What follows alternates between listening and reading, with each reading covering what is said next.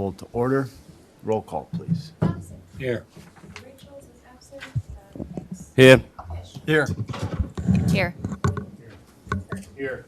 Kramer. Here. And we have a quorum. First item we're going to discuss this morning, we're going to move the agenda a little bit around this morning because some people have to come and go. But first, we're going to go to item 1, which is a combined election polling place discussion. We'll call on City Administrator Andrew Bremseth. Yeah, good morning, Your Honor, committee members. As you all learned through the budget presentation, we have 3 elections coming up in 2024. 2 of those being primary elections. March 5th is the presidential nominating primary. August 11th is the state primary. And then, of course, the general election in November, on November 5th. We historically have seen lower voter turnout for primary elections and very good turnout for general elections. And state statute allows us to combine precincts, polling places, by resolution of a council by November 1st of each year. So what we're proposing to you this morning is to combine precincts in the wards for the 2 primary elections, the one, like I mentioned, on March 5th and the election on August 13th. A couple of reasons. One, the lower voter turnout. And 2, these times of the year are a little more challenging to find our election judges, especially in March. A lot of the snowbirds are still where it's warm, wisely where it's warm. And so by combining precincts, we're able to reduce the amount of judges we need by half, which also translates to about $6,000 in savings per election, so $12,000 in savings in 2024. We're able to adequately handle the turnout we've had at these primary elections by combining the precincts. And just to be clear, the 4 wards will still have their 4 voting locations, but when they get to the location to vote, rather than saying Ward 1 precinct or Ward 1 precinct 1 go this way, precinct 2 go this way, it's more of a unified process and they go to the same place. So really doesn't impact a lot of anything other than the cost savings we can realize. So that's the request, and we can do this by resolution. Thanks, Andrew. Questions for And I have a question. I'll offer the the resolution. resolution or to move this? I'll second that, Your Honor. The motion to move it to the council for a resolution on Monday night. Anthony, go ahead. No, I said I didn't have a question. Oh, you sorry. didn't have a question. No. For once. Fire away. All right, so we're ready to vote. All in favor of moving this to the council on Monday nights signify by saying aye. Aye. Opposed, same sign. Motion carries. Thank you, Andrew. I would just offer the comment that it's nice to see staff looking to make efficiencies and save money where possible, so thank you. Thank you, Tom. Item number 2 is a Union Avenue Bridge, Public Improvement 9013. We have Steve Olson, and we'll turn it over to Brian Uvar, our city engineer. Good morning, Brian. Thank you. Good morning, Your Honor and members.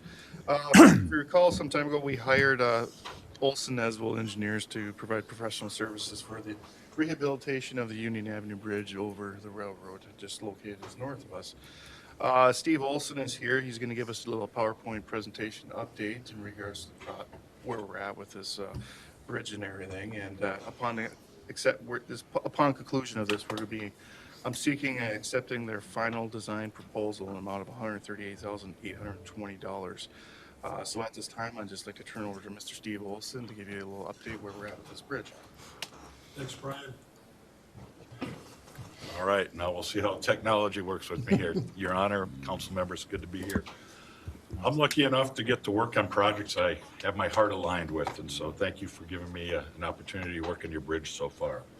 So, update on engineering, so down arrow. All right. And there's a little pause, I think, but try it again. Try the right A arrow. little Try the more right arrow. pause. More pause. The blue lights are on, but Nobody's home. there we go. Yeah. All right, now okay. We'll just work this way so anyway, just a little background on the bridge, tell you how we got to where we are right now. We'll talk about our surgical engineering approach, talk about the preliminary engineering work that's happened so far. We'll talk about the geotech work, asbestos and regulated waste assessment, some laser scanning, and preliminary engineering design. And so I'm going to do this pretty quick. So click. So your bridge is historic. It's been deemed eligible by people at the State Historic Center. And so it's eligible for the National Register of Historic Places. It's not on that register, but it's deemed important that way. It was important enough for MnDOT to put together a management plan report, 2014 or so. It says it's important for a couple reasons, part of them being contributing to some railroad resources that are historic. Click. So inside that report, it talks about a couple things to take special care of when you work on your bridge. One is the railing. It's unusual for a railroad to spend the extra money to make your railing look pretty nice, and they did in this case. And the other are the setting, the railroad tracks, and the sculpted piers that you see there as well. Click. So our approach was to be as surgical as possible. So the problem with the bridge is that the riding surface on top, this deck slab, doesn't have enough reinforcement in it to carry today's truckloads. And so what we wanted to do is make sure the components below it had adequate capacity and then sort of work our way from the bottom up, if you will. And so if we could do that, we could keep everything except the slab itself that carries the vehicles. So click, please. So if you look at your bridge from the side, you cut a slice right down the middle. This is what you would see. It's a 5-span bridge. The middle span, the tall span, goes over the railroad tracks. It's a relatively slender structure, so it's thin over the railroad tracks, so you didn't build your bridge extra high and have a big hump in it, if you will. And so underneath each of those piers, you'll see a couple legs, and those are piling, and those are the first things we're checking to make sure they have enough capacity going forward. So click, please. And your bridge has a couple other wrinkles with it. So bridge engineers, we like everything nice, straight, and square.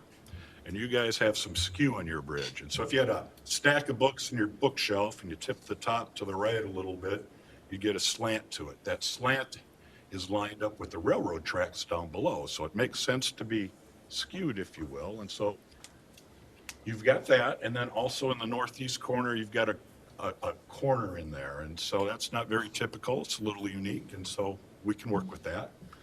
Next, please.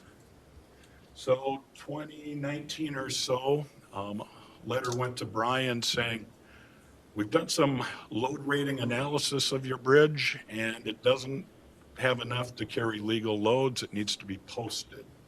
And so it got posted for 24 tons for semis and bigger trucks, and for straight rigs, 16 tons. And so that's sort of the basic issue on load capacity, and that doesn't marry very well with the fire truck that's 37 tons inside your inventory. You'd like your trucks to go everywhere.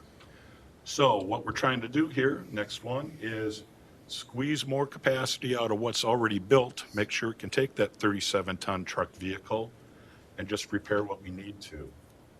So in order to squeeze that extra capacity out of the piling, Brian wrestled some contractors into digging some holes so we could look at the piling in the bottom and make sure it wasn't all corroded out or rotten, if you will. So the next picture shows near the railroad track, we've got a type of piling that's steel. They look I-beams, or H-pile is what they're called. And so those are the yellow elements. And so the next slide shows what those pictures looked like when we uncovered it. And so there wasn't a lot of section loss, and they look pretty good actually for being in the ground since 1938. We've got some material we can work with, if you will. And the next one, if we look at the outside, the railroad tried to save a little money and put timber piling, just tree trunks, if you will, hammered into the ground. And those support the two abutments on the end and the two piers away from the railroad tracks. Next slide. And so when those got exposed, it's a little blurry. I apologize that they're blurry, but they were in good enough condition. You could still see the creosote on the timber piling down there. So people were pretty happy with what we found there. Next slide. We went back to our office and did some mathematics and said this 37-ton truck and the bigger current loads require the pile to have 13% more capacity. The geotech said, we looked at our logs, we looked at what we saw in the field, we can get 33% more out of your capacity, so we don't need to strengthen the bottom of your bridge, is what that means. And so that's the good news. No need to start at the bottom and work our way up. Then the next slide is when we're working on these old bridges, we don't often have really good plans from when they were constructed. We don't often pick up all the changes that have happened over the years. And so what we do is we go out and laser scan. So when I was up here watching them dig holes around piling with the geotech, I brought the surveyor with me and he brought the laser scanner and he set up his instrument on that same day and we piggybacked.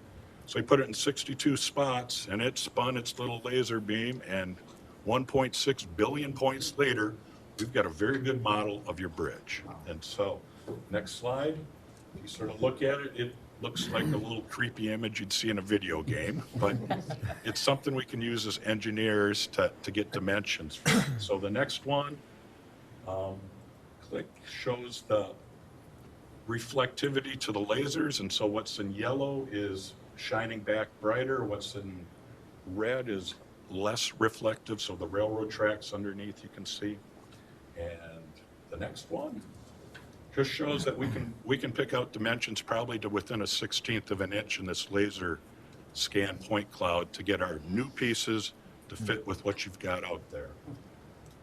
Okay, and so our game plan is looking really good here. And so the idea is we've got blue areas and green areas that need to be strengthened in your bridge. And so we're gonna use precast concrete in the green areas because we're working over the railroad. To minimize impact to them, we're going to use precast concrete. Everywhere else, and where we've got that tricky geometry on the northeast corner, we're going to use cast in place concrete, and it'll look very similar to what's out there today without the cracks, and it'll just have a lot more capacity. Okay, and then so we put together our 30% plans to describe this approach, brought it over to the state aid bridge office to make sure it seemed in alignment with their expectations for funding a project. They came back and said it looked good. We want to see what happens at the end of the story, essentially. One other thing that's tricky with these rehab projects is people want to upgrade the railings to current standards. And so we've got a tension here. We've got a piece of the bridge that's historic that people say you need to protect. And then we got this other newer standards that people want you to abide by as well. And so the way to sort of navigate that tension is to see if there's a problem. And so Brian went and got the records. In 22 years, there's been one traffic accident on the bridge. I think it was a rear ender. It was small enough to not even be reportable according to the accident report. And so there's no real history here to warrant upgrading the railing. So we're not going to touch the railing. Then down below, if you're starting with a clean sheet of paper and you're building something over the railroad, protect your piers so that if the train comes off the tracks, it doesn't mess things up and things come down. We looked at the configuration of your bridge. We looked at MnDOT's policies for an existing bridge, and there's not a need to upgrade that crash protection as well. And so we've been getting good news left and right here all around on this one. So the people went out from Braun and did some environmental assessment, looking for asbestos, lead gaskets were found. Mercury street light. I drove the bridge this morning and it looked like everything was LED on top. So there might be something below or it might already be gone. There's some treated timber that'll have to be considered properly and a little bit of solid waste out there. And so the estimated bridge cost to do the work is at $2.5 million, and the roadway work to tie things in is estimated to be $500,000.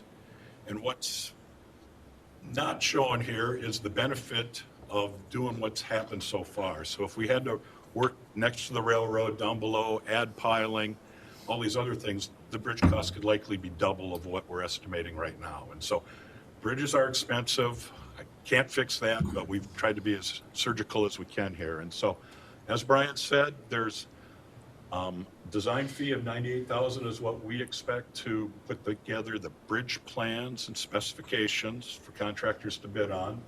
We'll vet those with MnDOT both at the bridge office and the district. And depending on the funding source, there may be some state historic preservation office reviews. We'll handle those as well. Interstate Engineering in town will do the roadway tie-in design. They'll do traffic control for detours and possibly some water main work as well. So we'll do the next steps if we're authorized to do so. We'll complete the design, we'll coordinate and play well in the sandbox with people. And that's all I have. So I tried to be succinct here for you, so. Thanks, Steve. Questions for Steve? Yeah, Al. I do have a question. As you go from south to north on the bridge, when you hit the north side, it's got a pretty good dip in there, and I don't know if that's road or if that's bridge, or is there anything that can be done about that?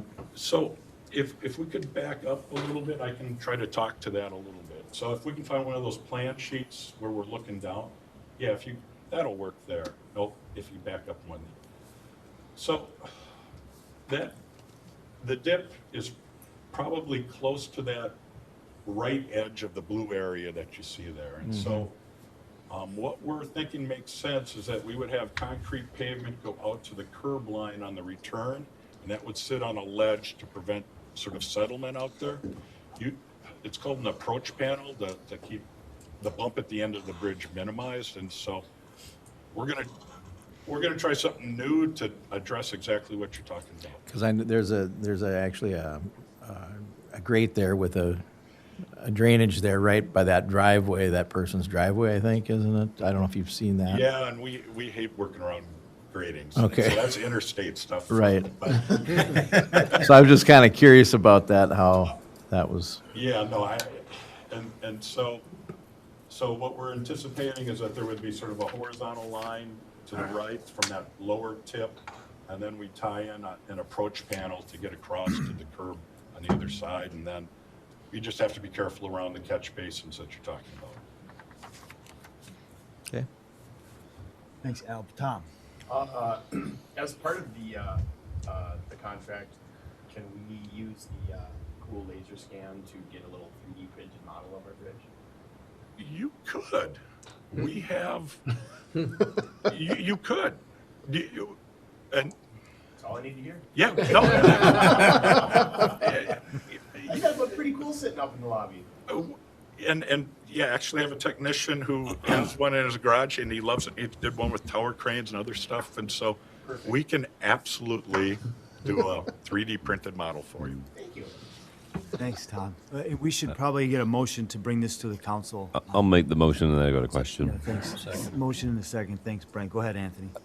I suppose the biggest thing is what are the funding sources for this? If it becomes a SHPO project, obviously we've dealt with SHPO for a long time. How does that impact us? So, I mean, and so we work a lot with SHPO on a lot of projects, and actually they delegated authority to us to review one for the Corps of Engineers recently. And so they get all excited when you rip their bridge out, that they consider theirs in some fashion. You're doing nothing but taking the best care possible with this approach that we're providing here. And so we're not impacting the character defining features and elements that they care about as far as the specific funding. I'll let Brian chat a little bit more about that. thank you.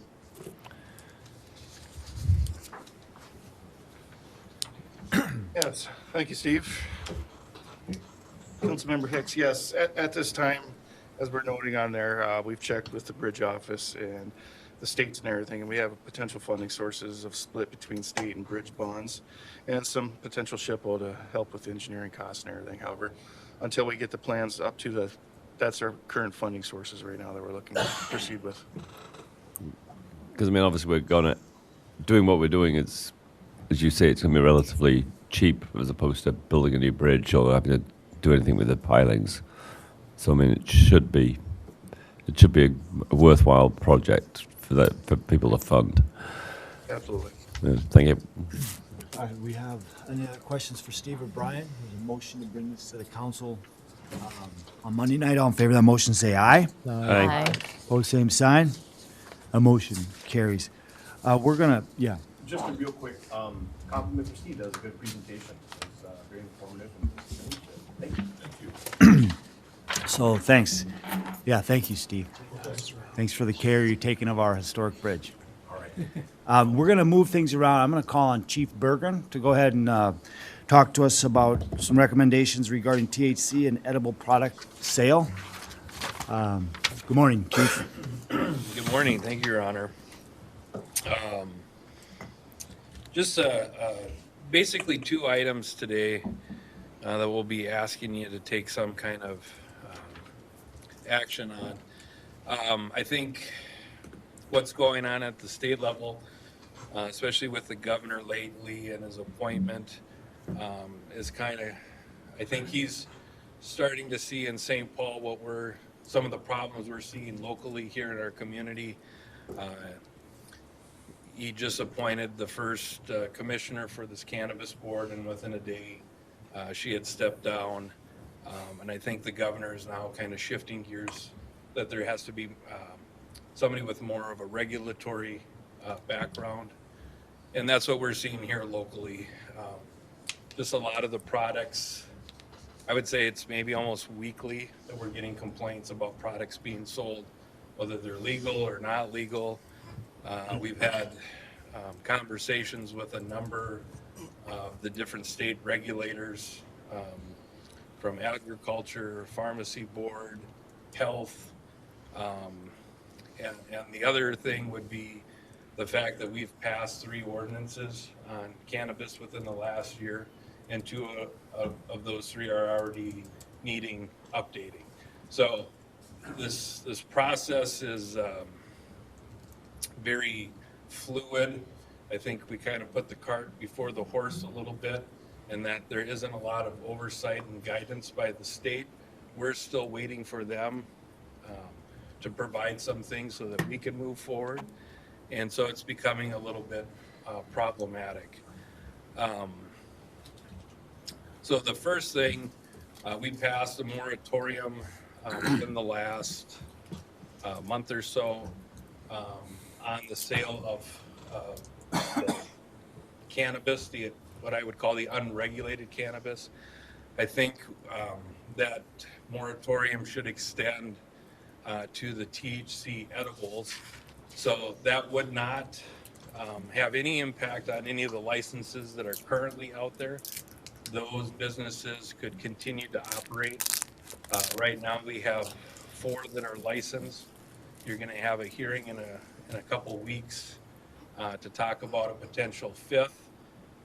But I mean, I think that's more places you can buy groceries, and it's more places than you can buy tennis shoes in town. So I don't think as a city we're being overly restrictive, and we're still allowing those businesses to continue to operate. The other part is, I think we've been approached as a city from a lot of people from outside of the area, new businesses wanting to come in. We have some issues within zoning that aren't clear, and again, it's of no fault of anybody. A lot of it is just this changing dynamic that we're trying to work within. So I don't think it's fair to a new business trying to come to town when we don't know good answers to give them. So I think just kind of pumping the brakes and having a little bit of a pause would be good. So that's the first thing, is to extend that moratorium to include the edible portion. The second part is, I think sometime after the first of the year, it would be important for the mayor to establish a committee of council members, maybe 3 or 4, to kind of give us some direction. So we do have that moratorium in place until January 1st, but we're going to have to start making some decisions as a city as what direction that we want to go on a variety of different levels with some of these products. And typically we come to you as staff and we give you suggestions. I think in this case, I think we need to hear from you as the ones that are going to pass the laws, what your comfort level is, where you want us to go with it.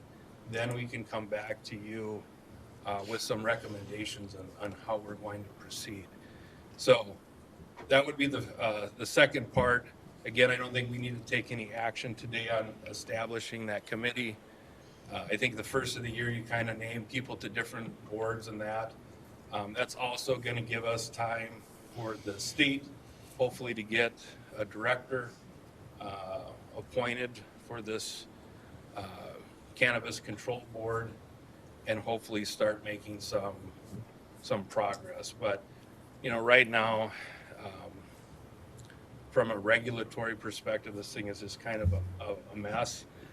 You know, I think, you know, my hope on a local level is at the state level, that the state is regulating the products that can be sold, that there's some kind of, you know, similar to what we do in agriculture and also with cigarettes.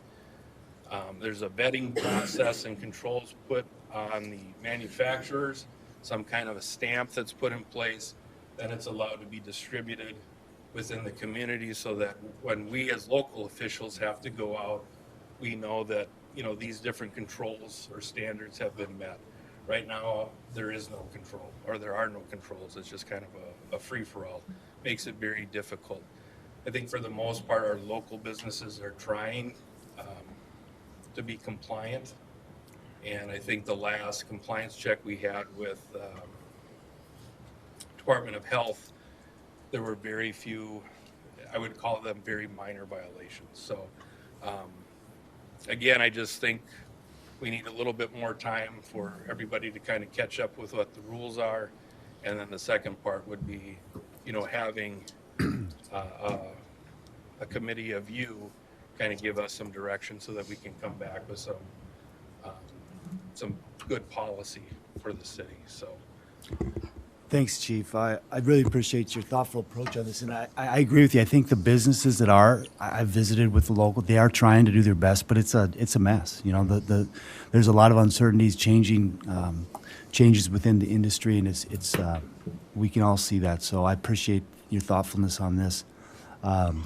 Would somebody like to make a motion that we bring recommendation to the council to take the chief's recommendation of putting a moratorium on future sales until the state regulations are in place? Tom, thank you. Thank you. Comments, questions? Brent?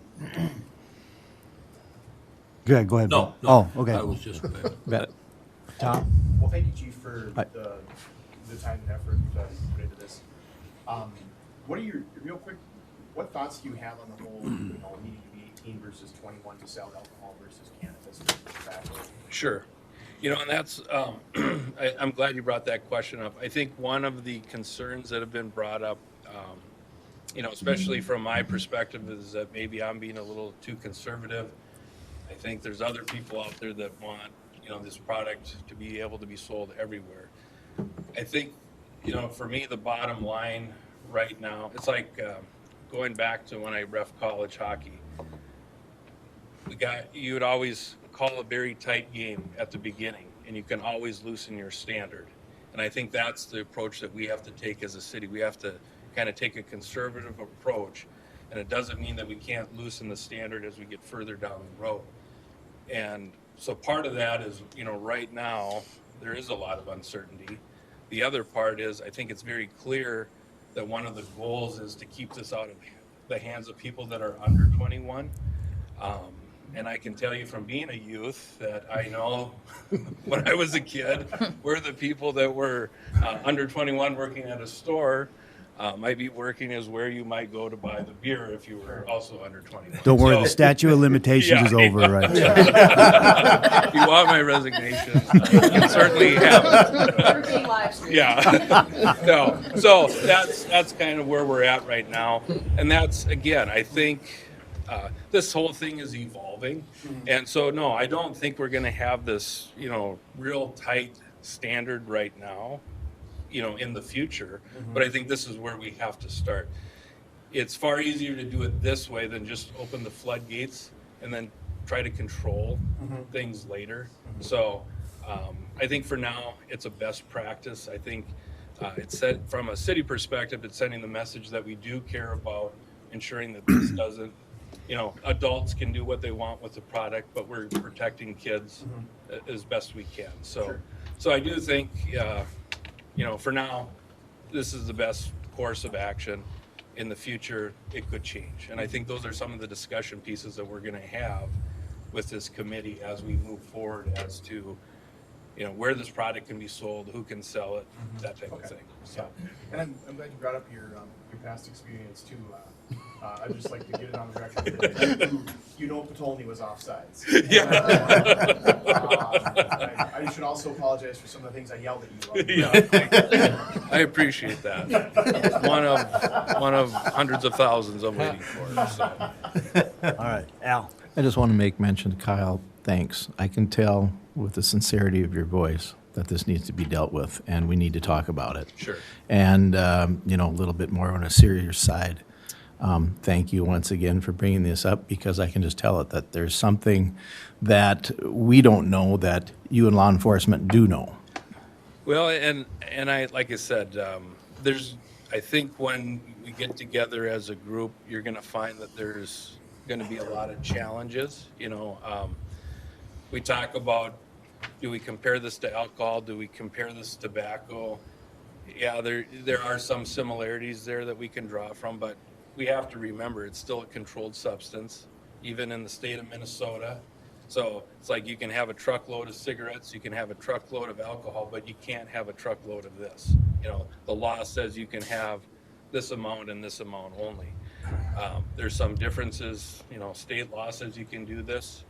Federal law says you can't do this. So I think as we have this discussion, we're going to hopefully bring to you some of the potential pitfalls and just try to educate you the best that we can so that you can make, like I said, sound decisions, give us the right direction to go on this. So appreciate that. Yeah, thanks to you. I just add one more thing on top of that. Like, after visiting with a local business downtown who passed a compliance check with no violations whatsoever, talking to them and realizing, the challenges they're having with these changes. They're doing their absolute best and they're still having challenges. So there's a lot of work to be done if we're going to keep this safe.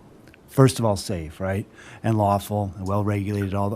It's going to take work. So appreciate that thoughtfulness that you've put into this, Chief. So we have a motion to bring this recommendation to the council. All in favor of that motion, say aye. Aye. Opposed, same sign. Thank you, Chief. That motion carries.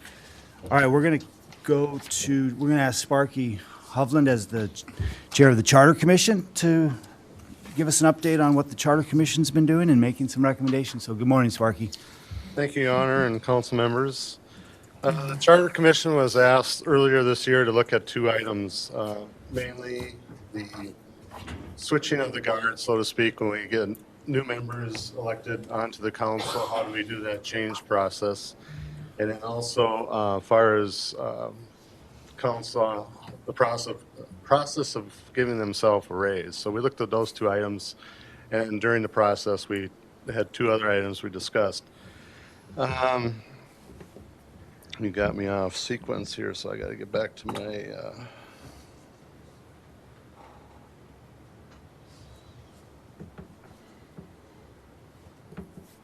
Okay. Well, anyway, the first item we looked at is after the election, the new council members, there is a process that the votes have to be canvassed. They have to turn in their election results or their campaign financing. So we looked at after the election, when can the earliest possible time be where the new council members could be sworn in? And kind of came to the end of December, but we had the discussion, we want to keep it to the first meeting in January. One of our main concerns is we always want to have a sitting council. We don't want to have this break where the council's done at the end of the year and then we have this gap in case there was an emergency. So we looked at section 4.01. We did a little wording change that the old council, sitting council, can call a meeting, that first meeting in January, and no business would be conducted, but it'd be more of a ceremonial handoff where we've had council members that served a long time. They get a lot of recognition from either the staff or the public, the mayor, that would have a little bit of time to have some words or awards given. Then after that, the new council would be sworn in, and then the new council would start conducting business. So in the past, there's kind of the old council conducted old business, and then the old council, or the new council was sworn in towards the end, and there was some disagreement there. So now we're saying that the old council can have their time for recognition, new council will be sworn in. If there's not enough members from the old council to call the meeting, then the new council can go ahead and just go in. So is that, I don't want to read all this stuff that we changed. So any questions on that part? No, and the Charter Commission is making recommendations to the actual language, so it's very clear to everyone. Hopefully, yes. Got it. So if there's no questions on that part, far as the change to the raises, we felt that it's important that right now the council has to approve giving himself a raise, but it can't take effect until after the next election. So we felt that we're going to keep it that way. We were asked, could the council do an automatic raise where if they gave the staff 40% raise that the Hang on a second here. yeah. But if the staff got a 3 or 5% raise that All in favor? the council would automatically get their raise. So we felt, no, it needs to go between out in the public. I know you guys don't make much, and we had that discussion too, that it is a time for everyone here to start thinking about a raise. But so no changes to that portion. We did see where the mayor in the wording was he and him, and we just made a change so it was more general neutral. So minor change to section 2.07, but now that we're changing, we put that in there. And then also, one other item we discussed happens to be with the committee of the whole meetings. There was a situation a while back that the council did make an action out of this committee, and we felt that the committee of the whole meetings is an informational gathering meeting, and that the council shouldn't take any official action at this meeting unless a special meeting is called. This relates to, there was a change order to the Spies Park, and it needed to be done fairly quickly. We know emergencies happen, but we felt that the public, it's very important for them to be able to hear something and then be able to digest it, just like you're doing here, is digesting this and taking official action later. But since then, we've had that discussion, things have changed, you've been following that procedure. So we are making no recommendations on that part. We're just want to make you aware that we felt that the committee of the whole meetings is an informational gathering meeting, and if you want to take official action, you should have a special meeting posted, and which you are doing in the next meeting coming up. So, Thanks, Sparky. So those 3 recommendations, if you will, those 3 sections, is what the Charter Commission is recommending. So we can take those recommendations into consideration through a motion on Monday night. But we won't take any action today. We'll just make that recommendation. Yes, Scott, okay, make the motion. I'll second that. Thank you, Laura. Andrew, did you have a question? Then I think Scott has Yeah, a I comment. just want to note too, in Sparky's memo, it talks about repealing city code section 3125. So just for the record, and so everybody's clear, this would change the language of the charter and would remove the section of code that references this, so there's not conflicting sections. And this would just be, the guidance would just be found in the charter, not both in the charter and the code. I don't know if you want Sure. to expand on that, but I just wanted. the city, we don't have control of city code. You have the control of city code, but we're just recommending that section should be taken out because that was the conflict later on or earlier that. Sure. People were pitting it against each other. So our recommendation is that section be removed. Sure. Yeah, and I agree. We just need to be as clear as possible. I do have some questions. Maybe we can think through this on Monday night as far as the council being able to take action at the committee of the whole, but I think there's a way to do that if it is necessary that allows the public to be involved in that. So I think we can have, I have a few thoughts on that, but I want to think through them first because I know that's one of the reasons we change things to have everybody involved. And there are certain times when the council needs to take action, but I think taking into consideration, we just need to make sure that the public's aware of that. So anyway, we can have that discussion on Monday night, because I agree with your general premise that, you know, the public needs to be aware of when the council makes decisions. Scott, did you have a question or comment? Okay. Anthony? I want to thank, obviously, the Charter Commission. I think clearing up 3125, obviously, I was one of the council members that believe that, the fact that you're elected at that first meeting in January, you should, participate from the beginning, not the end. So I thank the Charter Commission for that, and I'm happy to see that you also agree that, the council should be kind of, make its own decisions regarding pay increases. So thank you. Any other questions? We have a motion to bring these recommendations to the council on Monday night. All in favor of that motion, say aye. Aye. Opposed, same sign. The motion carries. Yes, thank you, Sparky, and thanks to the other members of the Charter Commission. Appreciate your work. We're going to go to item number 8 before we go back here. I know there's some people that need to get to work.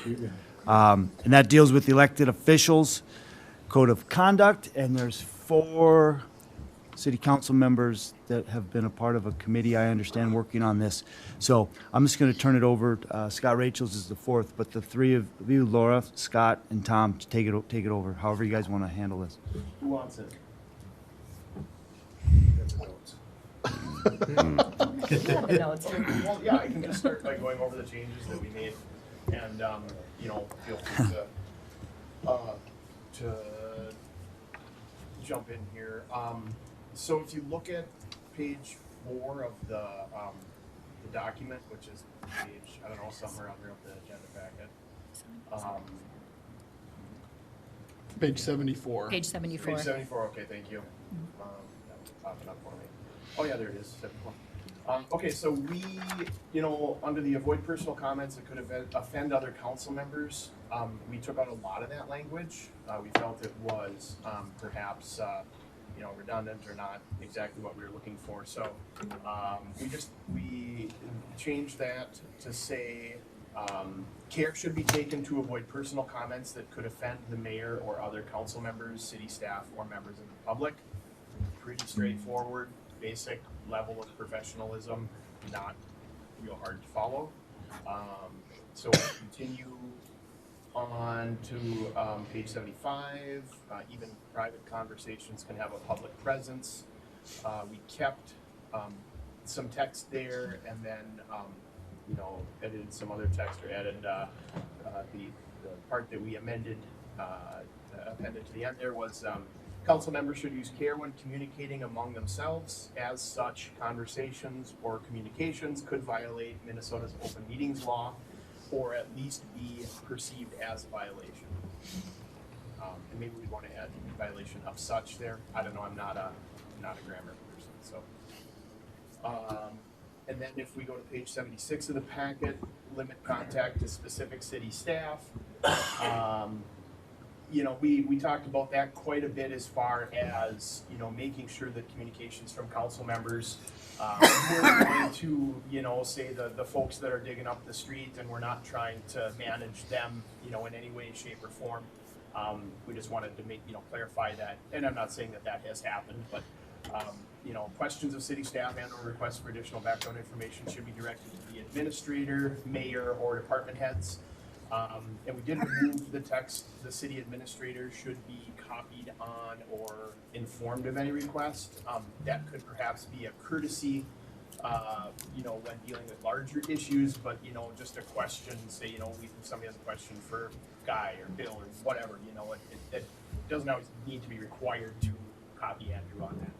If that director or department head feels that it needs Andrew's attention, I'm sure that they are empowered to bring that to his attention, so. Okay, we're moving on. A lot of good stuff in here too. I mean, it's all pretty straightforward stuff. It's like, golden rule, treat people how you want to be treated. And it's not really rocket science. But, okay, so and page 77, we removed the section of give the appearance of active listening. Just felt that it wasn't necessary. Again, it's up to individual council members to, conduct themselves in an appropriate manner during meetings. So we just really feel like we needed that section in there. No personal attacks on page 78. No personal attacks of any kind under any circumstance. We deleted the clarifying text there because we didn't really feel like it needed clarification. Again, it's pretty straightforward, treat people with a basic level of respect and kindness. It's not hard to do. Moving on, page 79. Under the section, if attending a board or commission meeting of which the council member is not a member, be careful to only express personal opinions. Makes sense, and that really, of course, expands to all council member interactions. A council member should only speak on their personal opinions. A council member should never attempt to speak on behalf of the council, on behalf of the city, on behalf of the mayor. And it's good for the public to get a reminder of that too. That when a council member is speaking, that council member is speaking as a private citizen that happens to be on the city council, and not representing the views of anyone else other than themselves. We did remove a section in there. We removed however, if the board or commission is conducting a public hearing, the mayor or council member shall remove themselves from the proceedings. We didn't feel like there was a need to exclude a mayor or a council member from a public meeting. We should be allowed to participate in those meetings just like anybody else is. So, but then again, be careful to know your role and know who you're speaking for when you're speaking at really anywhere. So,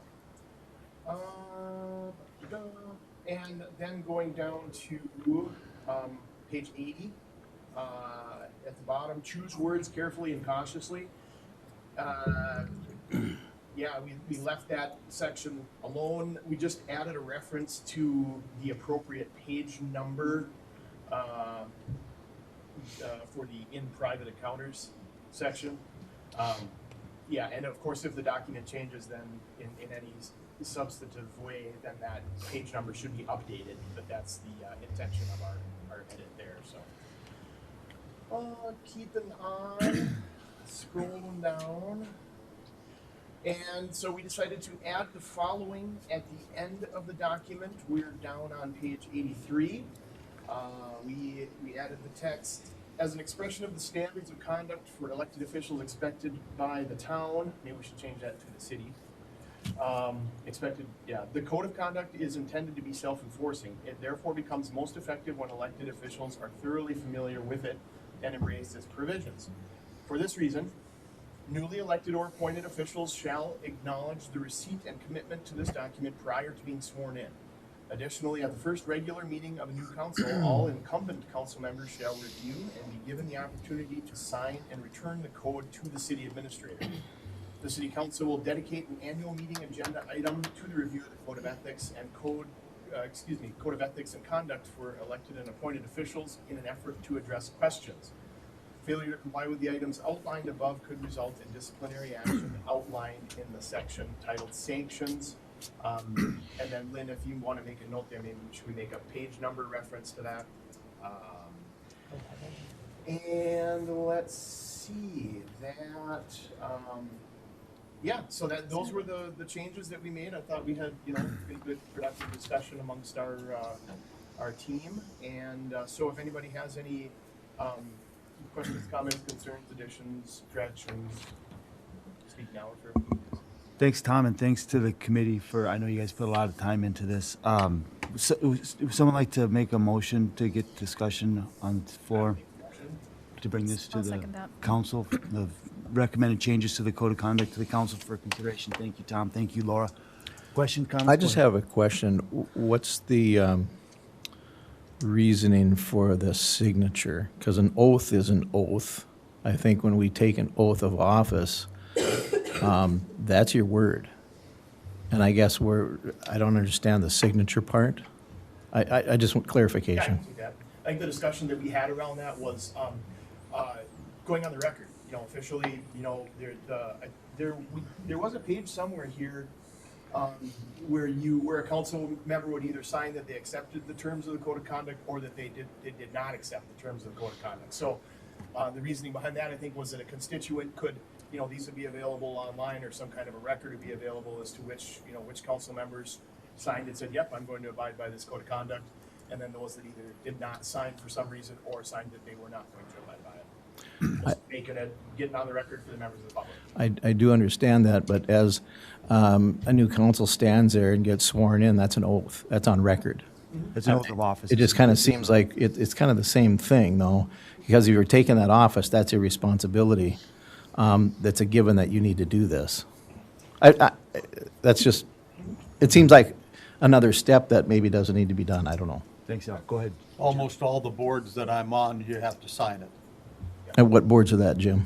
Pardon? What boards are those? The Scottish Rite Language Learning Center, the, Well, Your Honor, I don't think that. I mean, it's fine. there's 3 or 4 of them.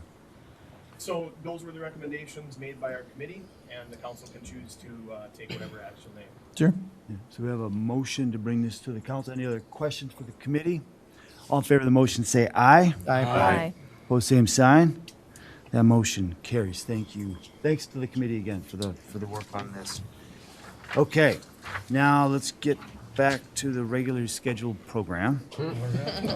Shoreview Drive Street Improvement Project 5373. Brian Navarro. Thanks, Brian. Thank you, Your Honor.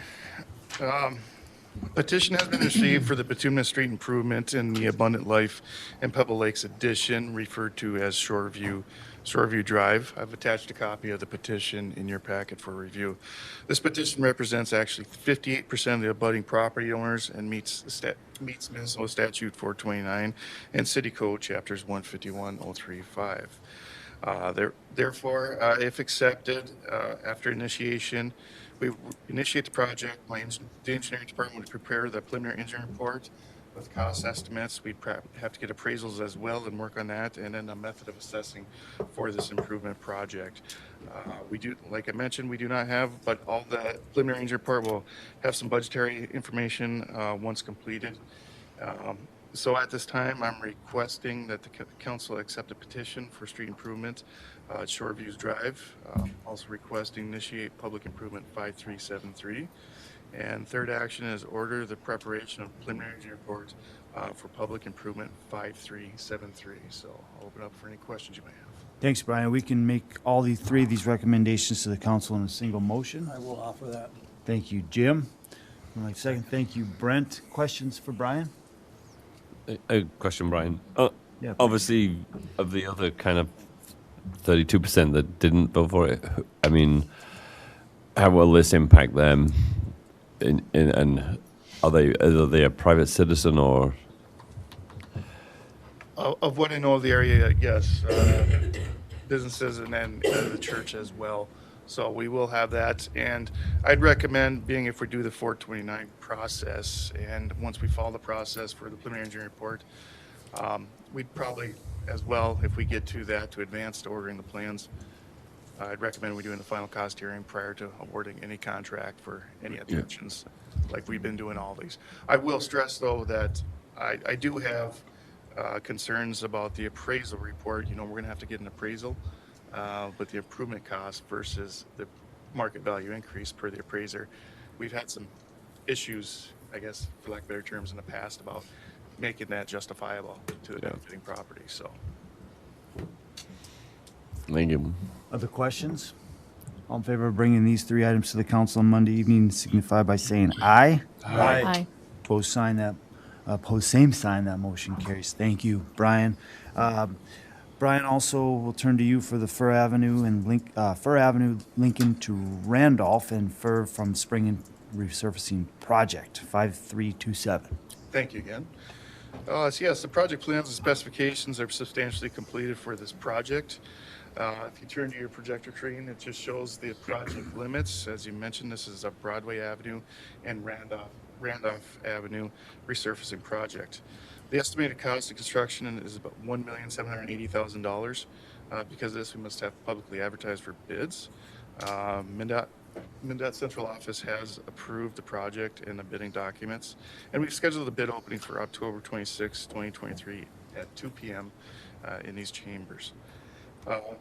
Like the current project we have going on in Lincoln, this is a resurfacing project. There will be some ADA improvements throughout the project limits. There'll be traffic control as well, but other than that, it's your standard resurfacing project.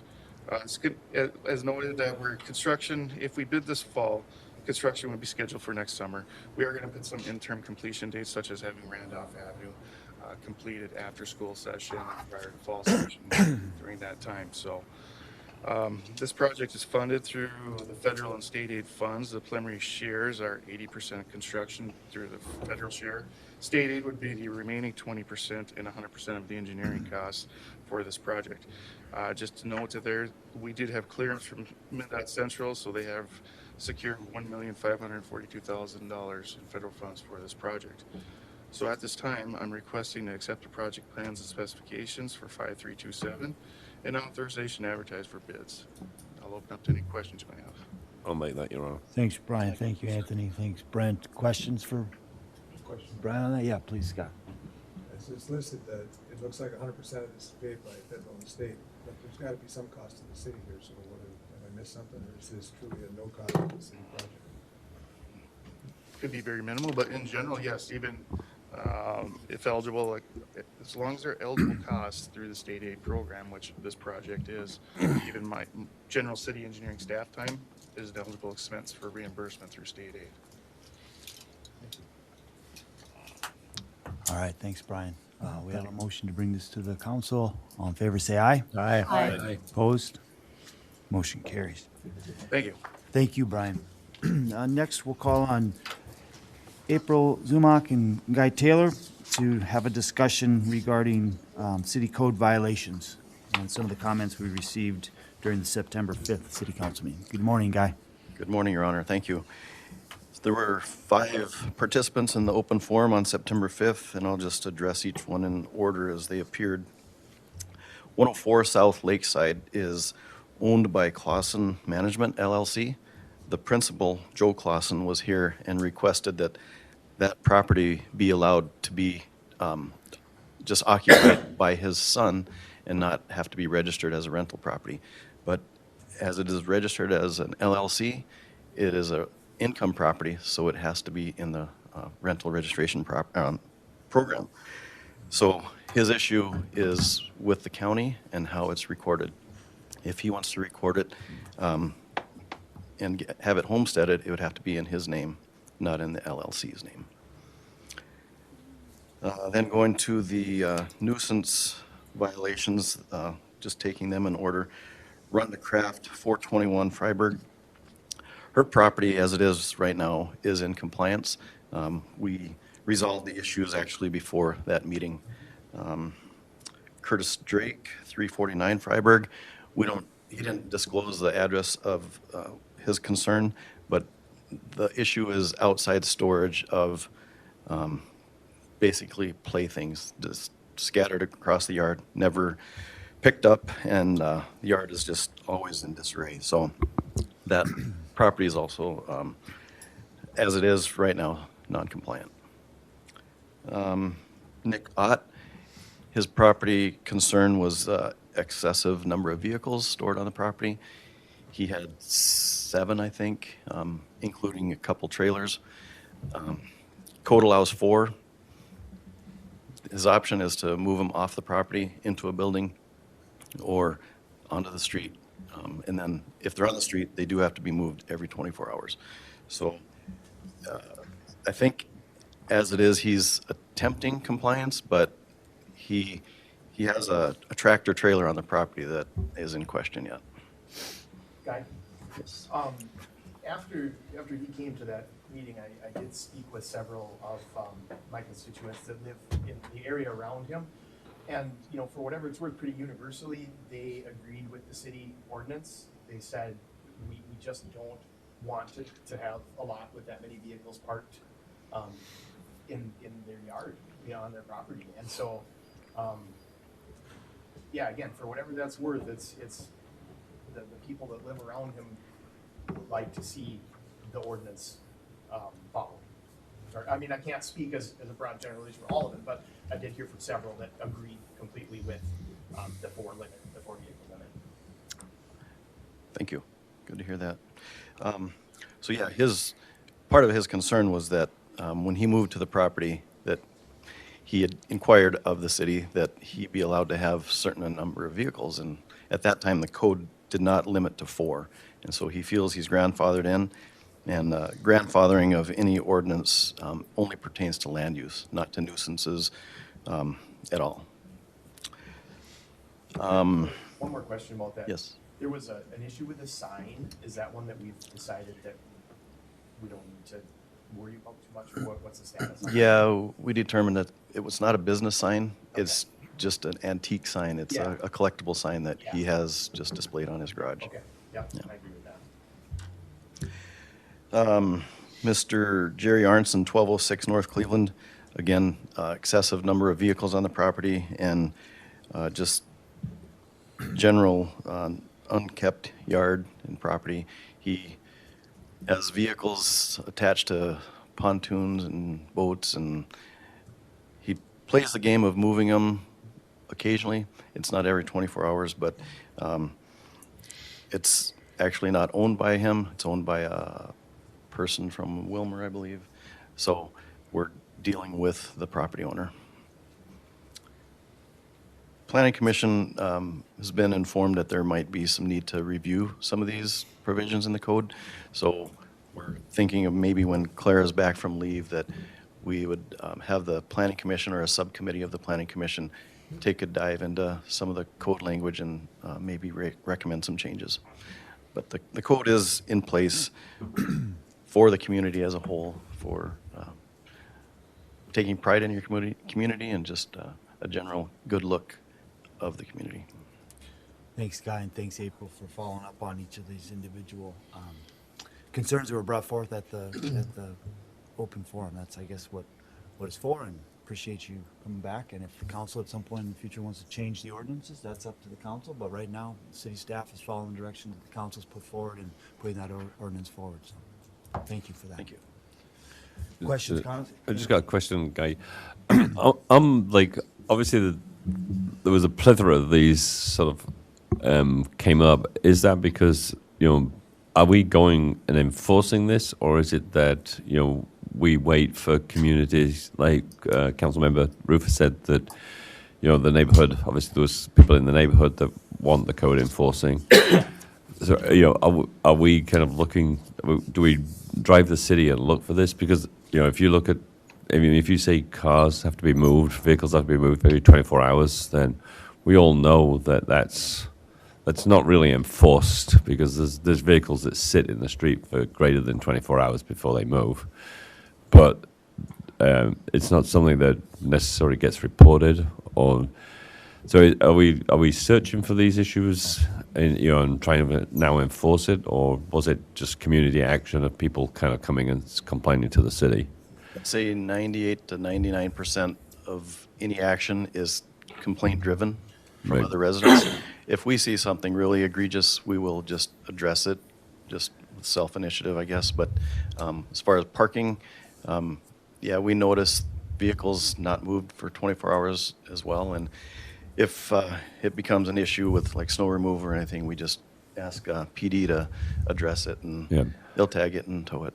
Yeah, because it's like on Lincoln, obviously they're not meant to park overnight, but I walk early and there's always cars parked on Lincoln. Right. And we don't ticket them, but yeah, we keep it posted. Yeah. We don't ticket them unless we have to be down there plowing and they're in the way. Yeah. And we don't have to ticket them. We just have that posting there so that we can just hook up to them and tow them out. Right. Okay, thanks. Other, Brent? My question doesn't directly apply to this, but it's to something that's relevant and clearly. I've talked to April about this a few times, and she said this year it's been excessively more than normal is people leaving unattended boats, trailers, and everything. They're parked in the street. I got one on Cavour. The guy backs his car up to it and just puts the ball hitch under it so it looks like it's connected. but this boat's sitting on a hill. You know, I mean, this thing could just, if some kid kicked out whatever he's got underneath the wheel, you know, I understand when they're doing a, you know, a remodeling or construction, you have to put a roll-off sometimes out in the street, they probably get a permit for that. But this year, I mean, I've been seeing campers with their slide outs out, sitting out on the streets and everything else, and it's like, I do believe that's against the city ordinance. I mean, what can we do to curb that problem? What we do in the code enforcement office is from the curb in. Any on-street parking is PD's place to enforce, so we can talk to Kyle about that. Thanks, Brett. Any further, that's just an update, so no action necessary. Any other questions? Lynn, anything else to come before the council? Nothing that I'm aware of, so we'll be adjourned. Thank you, everyone.